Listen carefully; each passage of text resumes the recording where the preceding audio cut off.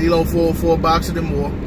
Hey, shout out to the LDBC. Hey, shout out to those fellas in the LDBC that were over there at the fight, showing each other love, support, encouragement, representing the LDBC, representing themselves well.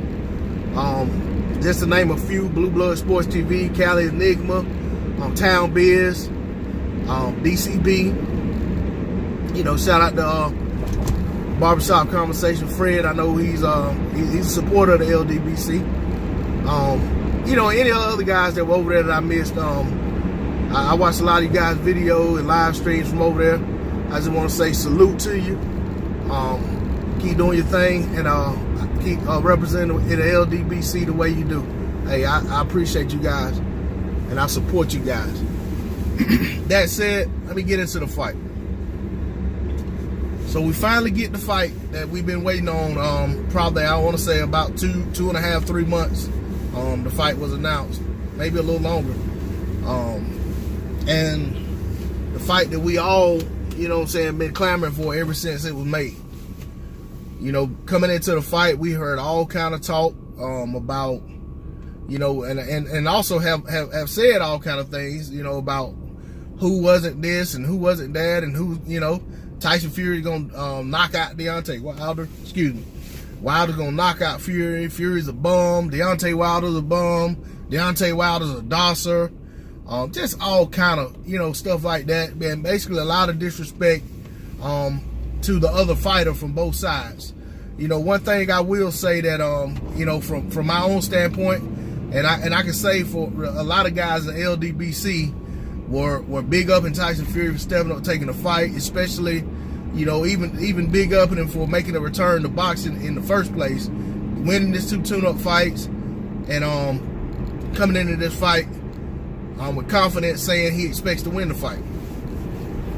You know, and a lot of the negative talk toward Fury, whether we believe it or not, and I'll say that I'm one of the ones that, you know, toward the end, I came out and said, you know, I've never respected Tyson Fury's ability. I felt like he was clumsy in the ring, and I felt like, you know, I didn't like his style, and I felt like he really hadn't fought anybody but Vladimir Klitschko, who was old, and the rest of those guys, you know, wasn't really much to him. You know, and Steve Cunningham was probably his next best opponent besides Vlad, and he got dropped in that fight, and Cunningham was a career cruiserweight. You know, those were the things I said.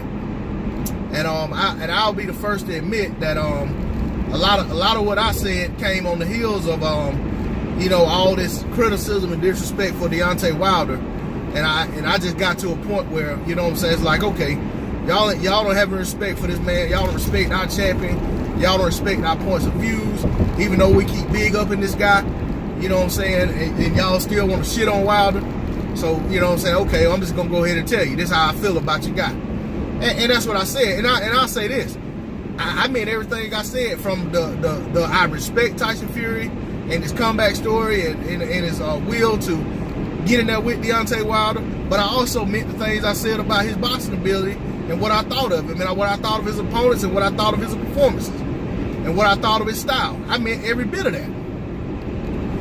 But I will say that on fight night, Tyson Fury showed up. And he did, you know what I'm saying, he looked, and before I say this, let me say this. Shout out to BFTV, Best Fight the Best.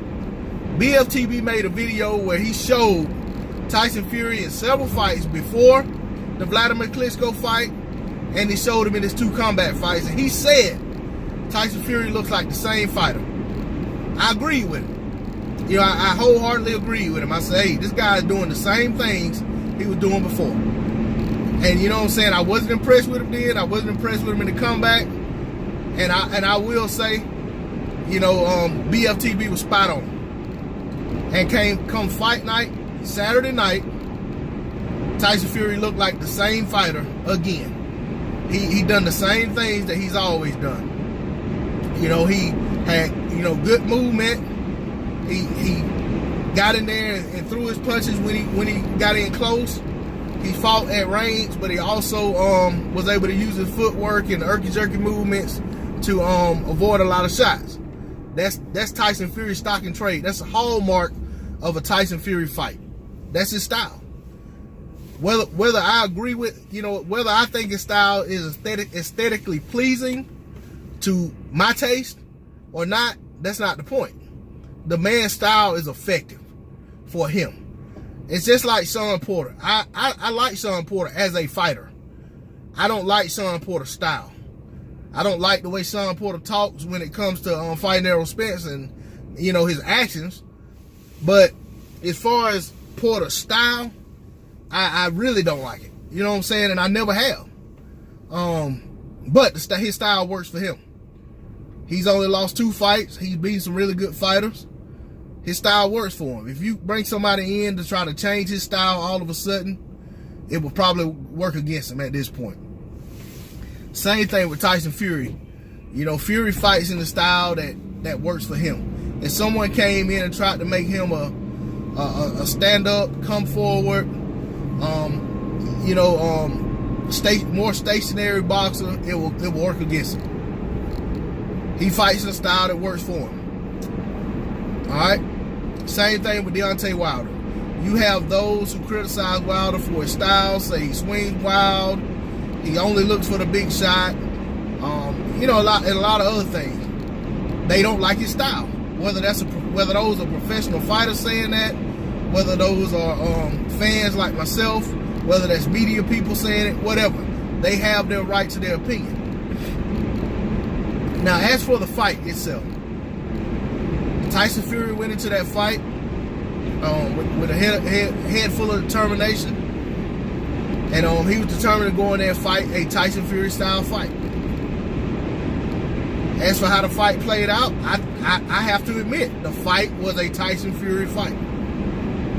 There was very little connected punches by both guys. Wilder threw more shots. I think Fury may have outlanded him by a handful of shots, maybe 10 shots, something like that. But Fury did what he had to do to stay out of harm's way for most of the fight. I mean, he was getting touched, but he never really allowed Deontay Wilder to land that big shot on him. And I think that Wilder got to a point in the fight early on to where that's what he was doing. He was headhunting to land that one big shot. And Fury was bending over a lot of times, and that shot was going right over his head, right over his ear. Deontay Wilder could have brought that shot down just a little bit, and he probably would have caught him early on. But that ain't how it played out. Fury was, on his bicycle in spots, but also throwing punches. I'm not gonna sit here and say Fury was a runner. He wasn't a runner. He used intelligent movement. He didn't burn himself out with movement. A lot of times his feet were still, but he moved his waist and upper body enough to stay out of harm's way, to not let Wilder land that big shot on him in the early goings of the fight. As for how I saw the rounds playing out, I'd say the first 6 rounds, I had them split like 3-3. I think Wilder was landing the better, more telling shots. I think they were probably close to equal on the shots landed in those rounds, but I think Wilder was landing the shot. I mean, Wilder landed a hook in one round that knocked Fury about 4 feet. You know what I'm saying? And in the rest of that round was pretty much both guys just exchanging jabs and maybe a 1-2 here and there, but nothing really solid. So that hook, in my opinion, won that round, because everything else was pretty much equal up to that point. But also, there were other rounds that I felt like there wasn't a whole lot happening other than, both of them throwing shots and missing a lot of shots. But I will say, the talking heads, Paulie Malignaggi and the rest of the telecast, they were giving Fury credit for shots that weren't landing. They were, Fury lands a nice jab. Good 1-2. And it was like, okay, the one landed, but the 2 missed. You know what I'm saying? Or both shots might miss. But I just want to say, I'm not going to sit here and break down the whole fight. I'll just say this. From my vantage point, I saw the fight very close in terms of rounds. I did not agree with the telecast on And I certainly didn't agree with Floyd Mayweather on the Fury being up 5-0 or 4-0, whatever it was at the time when they talked to him. I disagree wholeheartedly with that. I thought at that point, Wilder had won 2 to 3 rounds. I certainly didn't agree with Steve Farhood's card. I did not think Wilder was way down on the cards when he got the knockdown in the ninth. I felt like Wilder at best was even or down around at that point in the fight. And if he was even, that round put him up by 2 rounds. So, and then he ended up in the 12th getting another 10-8 round. And I also felt like Fury should have been counted out. I felt like Fury was given too much time to get up. And I actually saw a video last night from a different angle where it almost looked like Jack Reese lifted Fury's head up when he started counting.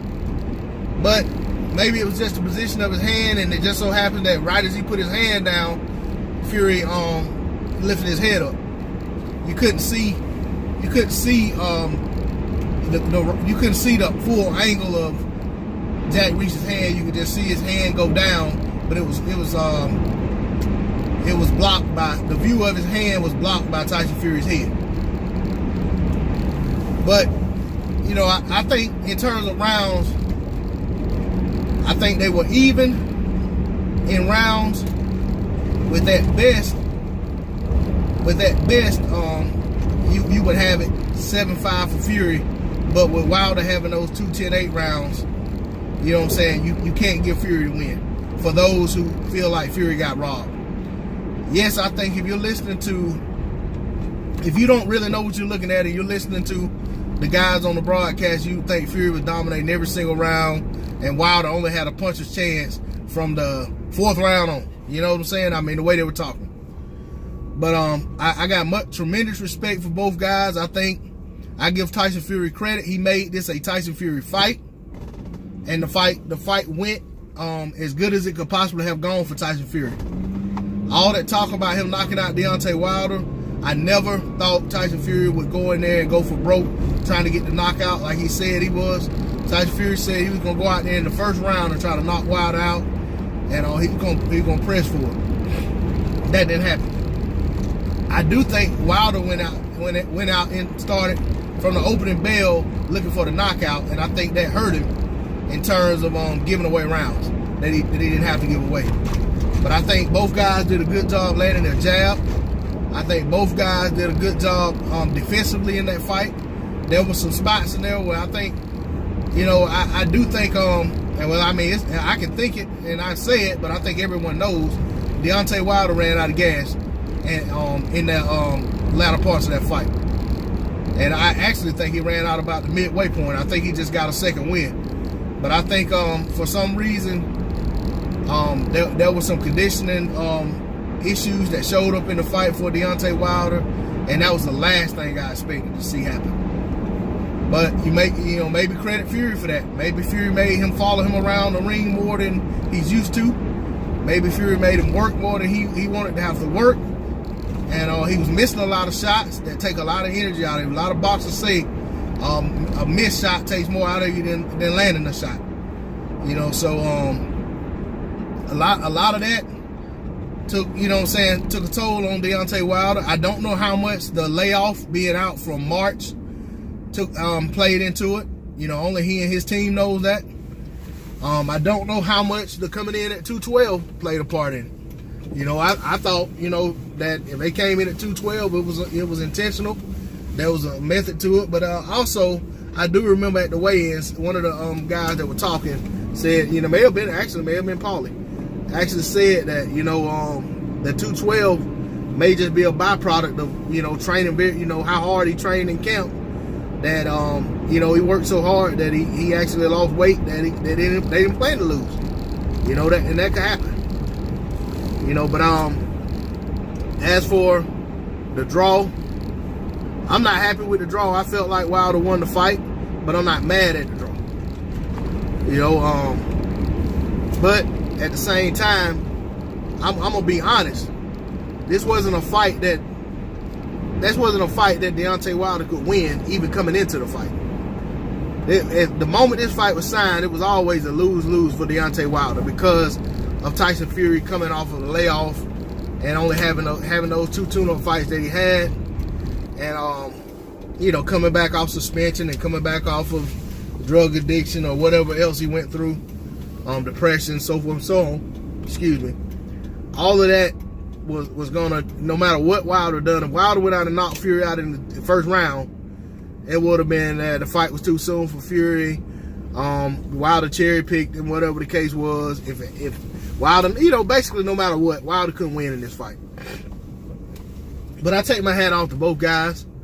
I think for a fight that definitely didn't go the way Deontay Wilder wanted it to go, I think he gave a great account of himself, and I think he did what he had to do to stay in the fight.